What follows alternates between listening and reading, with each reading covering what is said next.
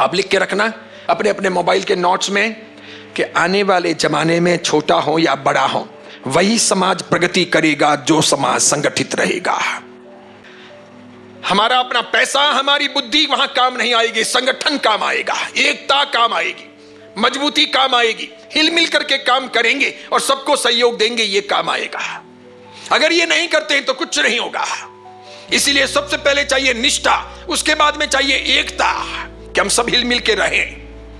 हम बहुत बढ़ गए, मैं देखता हूं कि सब जगह पर विभाजन है और अपनी मर्जी से कुछ भी कर लेना। कोई नीति, नियम, सिद्धांत, क्या मर्यादाएं, क्या हमारे उसूल, बिल्कुल नहीं। इसलिए महाराज साहब कभी कुछ कहें तो उनकी बात माननी है और फॉलो करनी है, और महाराज साहब की बात वो भगवान की बात है, बस वही ऑर्डिनेंस। ऐसा नहीं होता।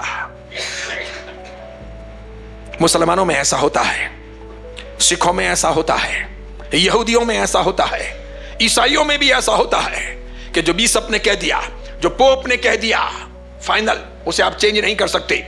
अनचेंजेस। अपने यहां पर विभाजन हो गए और मन भी बट गए और मानने को कोई तैयार नहीं है। इसलिए सबकी तकलीफें हो रही।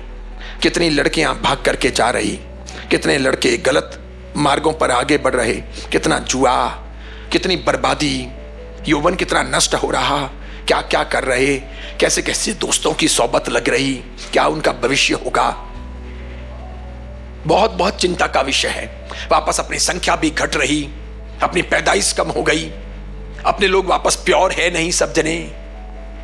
जैसे अभी सरकारी आंकड़ों के अनुसार लगभग 42.5 लाख जैन हैं भारत में। समझो वो आंकड़ा झूठा भी हो, 50 लाख, 60 लाख, 70 लाख, 80 लाख भी जैन हो, तो 80 लाख में से 40 लाख ऐसे जैन निकलेंगे जो डुप्लीकेट जैन, खाली प्रभावना के जैन, स्वामी वात्सल्य के जैन, बड़ी बड़ी बातें ठोकने वाले जैन, काम करने वाले जैन नहीं, उपदेश देने वाले, निंदा करने वाले जैन।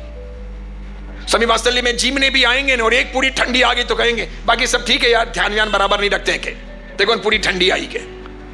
तो तूने आधा घंटा निकाला क्या? तू रसोड़े पे खड़ा रहा था क्या? तू आया था क्या? तूने रात को काम किया क्या? उनकी जवाबदारी तेरी जवाबदारी नहीं है क्या? वो जैन है, तू जैन नहीं है क्या? आज वो पद पे है, कल तुम पद पे रहोगे, तुम्हारा कर्तव्य नहीं बनता क्या? स्वामी वात्सल्य में हम सब मिलकर के आगे बढ़े, ऐसा नहीं होता क्या? क्या मात्र गलतियां ही देखनी है, दूसरों की टांग ही खींचनी है, दूसरों को परेशानी करना है और सब ऐसा ही करते रहेंगे, आप इनकी खींचो, आप इनकी खींचो, आप इनकी खींचो, तो पदों पर आएगा कौन? अच्छे तरीके से संचालन होगा कैसे? सपोर्ट नहीं करेंगे तो क्या होगा?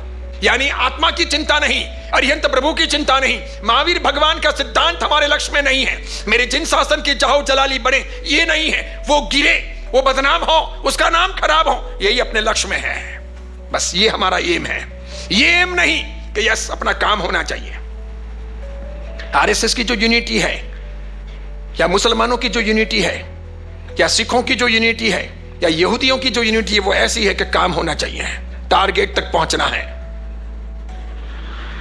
इस कदर वो लोग लगते हैं, वो ये नहीं देखते किसी व्यक्ति का बदला लेना है। और अगर व्यक्तियों के बदले लेने और एक दूसरे से नाराज होने की पद्धति रहती है तो समाज प्रगति नहीं करता।